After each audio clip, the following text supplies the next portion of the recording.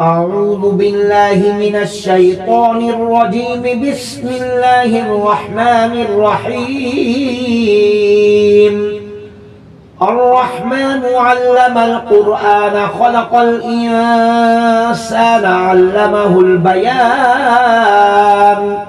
الشمس والقمر بحسبان والنجم والشجر يسجدان والسماء رفعها ووضع الميزان ألا تطغوا في الميزان وأقيموا الوزن بالقسط ولا تخسروا الميزان والأرض وضعها للأنام فيها فاكهة والنخل ذات الأكمام والحب ذو العصف والريحان. فبأي آلاء ربكما تكذبان؟ خلق الإنسان من صلصال كالفخار وخلق الجان من مارج من نار. فبأي آلاء ربكما تكذبان؟ رب المشرقين ورب المغربين. فبأي آلاء ربكما تكذبان؟ مرج البحرين يلتقيان بينهما برزخ لا يبغيان. فبأي آلاء ربكما تكذبان؟ يخرج منهما اللؤلؤ والمرجان. فبأي آلاء ربكما تكذبان؟ وله الجوار المنشآت في البحر كالأعلام. فبأي آلاء ربكما تكذبان؟ كل من عليها فان ويبقى وجه ربك ذو الجلال والإكرام. فبأي آلاء ربكما تكذبان؟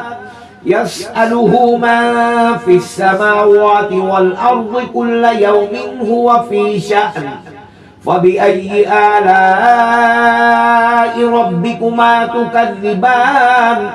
سنفرغ لكم أيها الثقلان. فبأي آلاء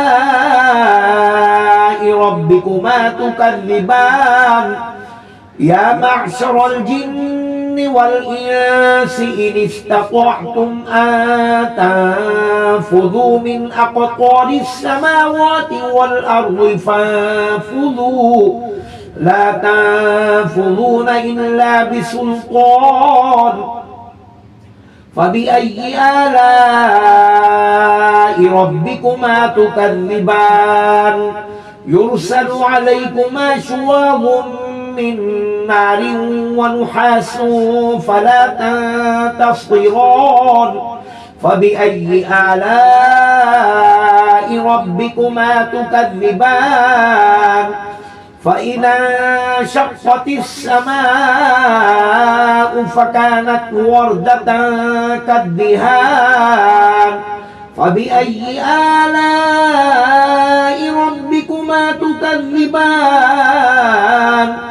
فيومئذ لا يسأل عن ذنبه إنس ولا جان.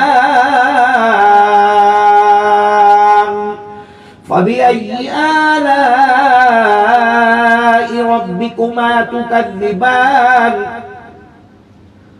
يعرف المجرمون بسيماهم فيؤخذ بالنواصي والأقدام.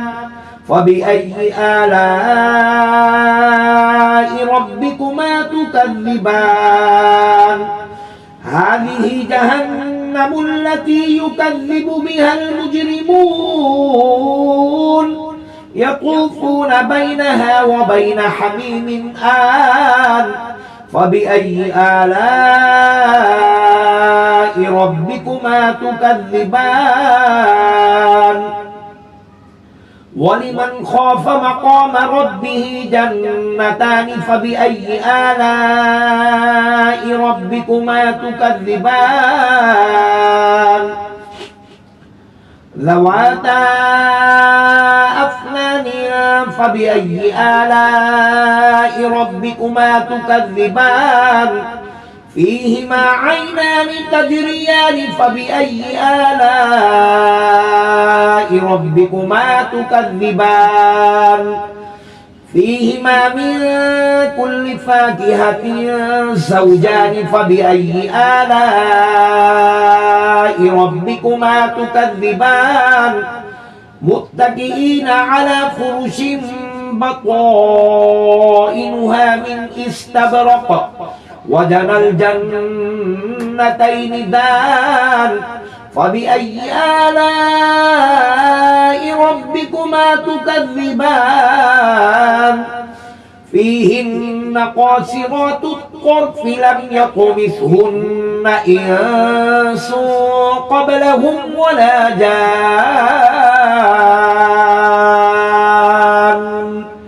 فبأي آلاء ربكما تكذبان كأنهن الياقوت والمرجان فبأي آلاء ربكما تكذبان هل جزاء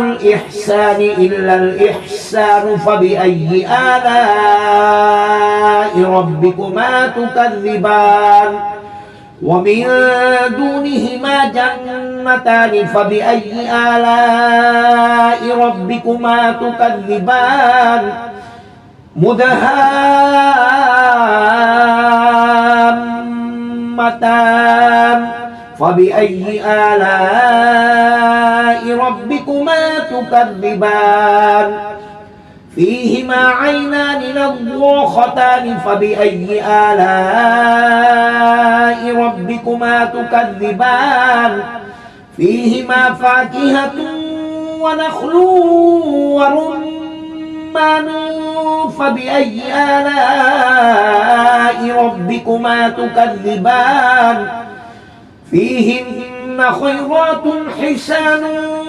فبأي آلاء ربكما تكذبان حور مقصورات في الخيام فبأي آلاء ربكما تكذبان لم يطمثهن إنس قبلهم ولا جان